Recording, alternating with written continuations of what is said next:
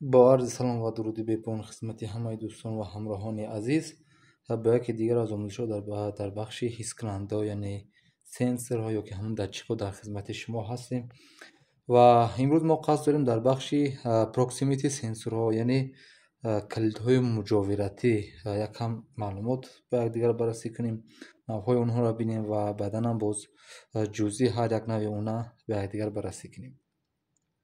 خب پیش از همه کلید مجاورت یعنی همون پروکسیمیتی سنسور گفته نوعی سنسوری میگن که براتش هم بیس کانتکت داتچیک همون داتچیکایی را بگیم میگن که در اونها یگان قسمت از کانتکت وجود ندارد در اصل و عملکرد اونها به تاثیر یگان که جسم یا که یگان کانتکت یا که یگان تیغ است.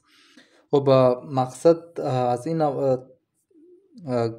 حس کننده ها در چیز زمانی که ما جایهای استفاده میکنیم که ما حق نداریم مثال یگان اشیا یا که یگان جسم دیگر باشه یا که خودی یگان انسان باشه اونجا تاثیر کند از همون گیم یگان کلید دیگر استفاده کنیم و جایی که مثال هست که ما صورت یگان چیز چین میکنیم یا که یگان اشیا یگان جو عبور میکند خود لنت ها و این کلید ها به یگان تاثیر یگان چیز همونا لکه مشاهده میکنن.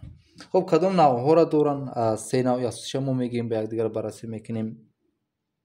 نوعی از اولی که از همه معمولی زیاد استفاده میشود ایندوکتیو پروکسیمیتی سنسور نام دارد، یعنی سنسورهای ایندوکتیو القایی. خب این نوع سنسور را اگر مشاهده کنید این هم هست، این نوع هم هست و این نوع هست. این سه نوع ما اینجا پیشنهاد شما میکنیم. هر سه این نوع ها با متال کار میکنن، یعنی اگر جسم متالی نزد این اگر حاضر شود یعنی همین نزدیکی این حاضر شد و بسا به همون مسافه که خود این داتچیک علاقه در مشخصات معین است این علاقه فعال میشود. خب یکم نوع ایندوکتیوی بود، فقط متال با همون گیم فلز کار میکند.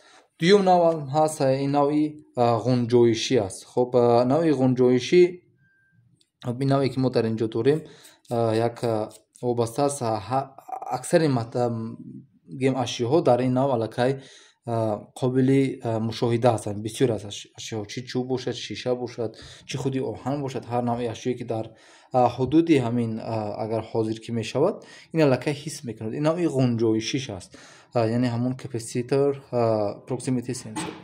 خب نوع غنجایشی نسبت این متالی خب یک برتری دارد، نسبت متالی یک برتری دارد که حدودی بگیم معین کنیش وسیع است، بسیار از اشیاء را معین میکند، اما دقیقتش کمتر است نسبت این. بعدا هم میبینیم که دقیقت این کمتر است.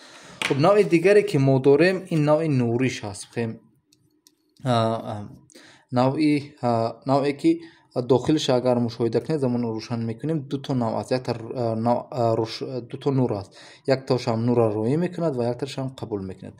نور در یگان مسافت در یگان چیز میرسد زمانی که مثال همون محیط اگر خالی باشد خب یا که محیط با یگان اشیا باشد نور به واسطه به اینجا میگردد میاد و این معین میکند. زمانی که همون نور قطع میشد با یگان اشیاء دیگر علاقه حس میکند که در همجا یگان اشیا هست. این نوع نورش است. سه نوع معمولی که ما در چی داریم پروکسیمیتی سنسور ها داریم این همین سه نوعی از حس کننده های بگیم کلیدهایی که یا که همون بیس کانتکت داتچیک هایی که هستن که ما واسه استفاده میکنیم.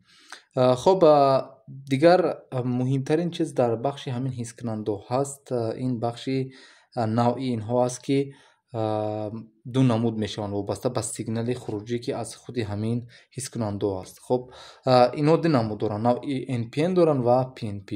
خب اینا چی نمود هستن حاضر ما با یک دیگر بررسی میکنیم که اینا کدام نوع NPN است و PNP است.